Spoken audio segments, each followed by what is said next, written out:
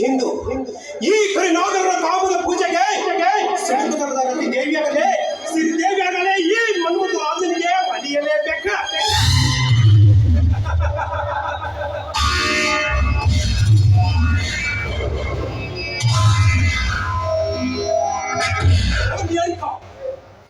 ಈ ಮನ್ಮಥ ರಾಜನಿಗೆ ನಿನ್ನ ಸಂಪಾದನೆ ತಿಳಿಸಿ.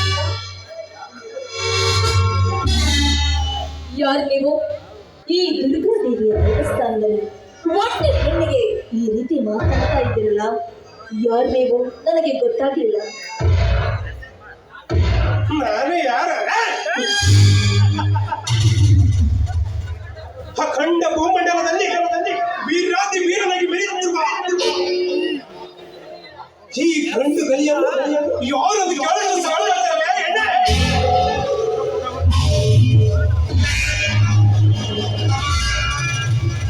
ನನ್ನ ಹೆಸರಕ್ಕೆ ನನ್ನ ಇತಿಹಾಸ ಪುಟವನ್ನು ತಿಳಿಸಿದ್ದೇನೆ, ಕೇಳು.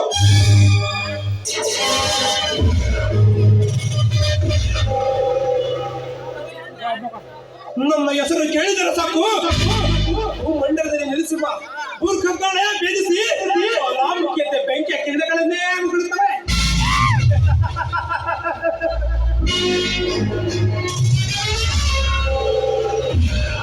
ಓಟಗಳ ಕತ್ತಿಲ್ಲ, ಕಾಡಿನಲ್ಲಿ ವಿಷ ತುಂಬಿದ ವಿಷ ಸರ್ಪಗಳು ಉತ್ತಮವನ್ನು ಸೇರಿಕೊಳ್ಳುತ್ತವೆ.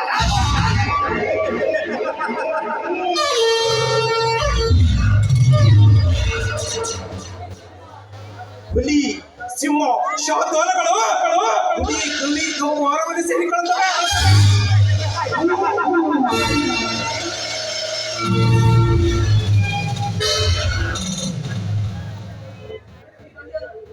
ಈ ಗಂಡುಗಳನ್ನು ಮಟ್ಟಾಕುವ ಗಂಡು ಈ ಗಂಡನಲ್ಲಿ ಬಿಟ್ಟಿಲ್ಲ ಮಾತೇ ಇಲ್ಲ.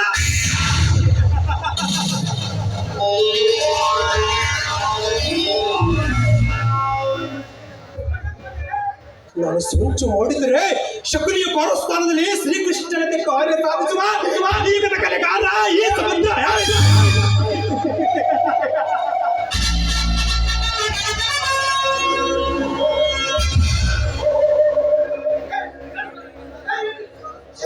ಇಂಥದ ಹೊರಮನೆಗೆ ಸುಖದ ಸುಪ್ಪತ್ತಿಗೆ ಅದ್ಯಾವ ಇಂದ್ರನ ಅರಸನಾದ ಮತ್ತರ್ವ ಇಂದ್ರ.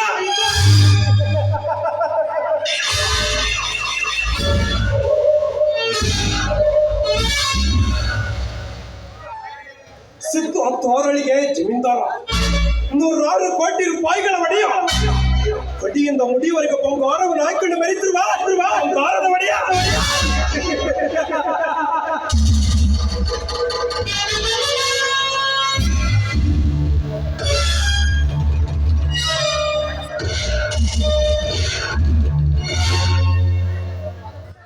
ತಂಪಾದ ತಂಗಾಳಿಯಲ್ಲಿ ಬೆಂಕಿಯ ಬಿರುಗಾಳಿ ಲಭಿಸುವ ಸೂರ್ಯೋದಯದ ಪುತ್ರ.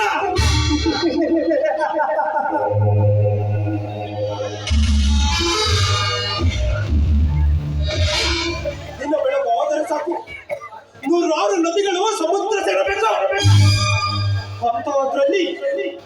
ಅಂತಹ ಸಮುದ್ರದ ಅಲೆಗೆ ಎದುರಾಗಿ ಈಜುವ ಈ ಕಾಮ ಸಮುದ್ರಕ್ಕೆ ಪ್ರತಿದಿನ ಒಂದು ಹೆಣ್ಣು ಸೇರಲೇಬೇಕ.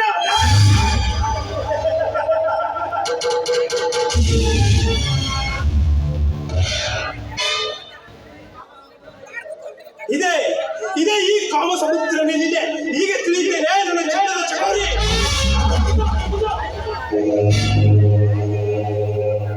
ಇಷ್ಟೆಲ್ಲ ಹೆಸರು ಪಡೆದವರು ನೀವು, ಮತ್ಯಾಕೆ ನಾನು ನಿಲ್ಲಿಸಿದ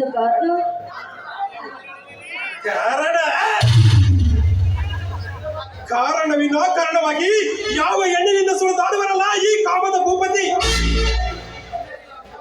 ರೊಂಬೆ ಅಂತ ಸೌಂದರ್ಯವನ್ನು ಹೊಂದಿರುವ ಈ ಸೌಂದರ್ಯವನ್ನು ಬದಿಯಿಂದ ಮುಡಿವರೆಗೂ ಅನುಭವಿಸಲೇಬೇಕಂದು ಚೆನ್ನಾಗಿ ಬಂದಿವೆ. ಕಾಮದವರನ್ನು ನೀರಳಿಸಿ ನಂದಿಸಿದ್ದಾರೆ.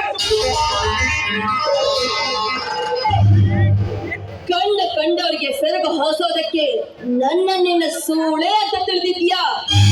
ನಿನಗೆ ಸುಖ ಬೇಕಾದ್ರೆ ಯಾವ್ದಾದ್ರೂ ಸೂಳೆಯ ಮನೆಗೆ ಹೋಗಿ ಆ ಸುಖವನ್ನ ಪಡಿ.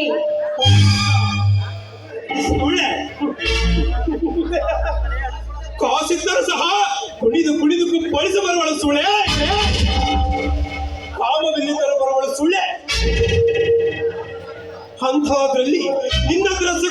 ಸುಖ